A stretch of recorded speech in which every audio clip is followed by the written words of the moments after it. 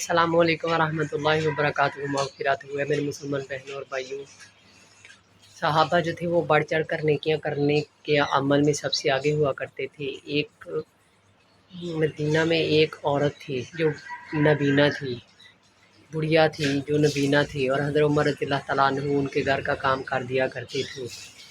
تو ان کا روز کا معمول تھا، لیکن ایک دن ایسا ہوا کہ جب وہ کام کے لیے گئے تو انہوں نے دیکھا کہ ان کے گھر کا سارا جھاڑو پنجا ہوا ہے اور برتن دھلے ہوئے ہیں اور بڑھیا کھانا کھا چکی ہے۔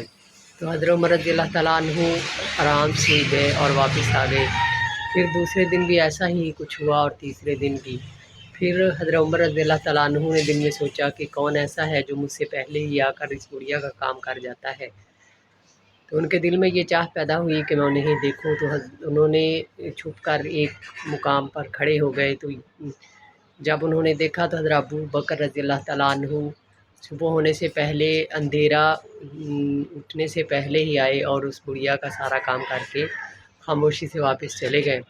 تو حضرت عمر رضی اللہ تعالیٰ عنہ نے فرمایا، اللہ کی قسم مجھے پتہ تھا یہ ابو بکر ہوں گے، اللہ کی قسم مجھے پتہ تھا یہ ابو بکر ہوں گے۔ تو اللہ سے دعا ہے کہ ہمیں بھی صحابہ کے اور نبی رحمت صلی اللہ علیہ وسلم کے نقشہ قدم پہ چلنے کی توفیق عطا فرمائے، آمین۔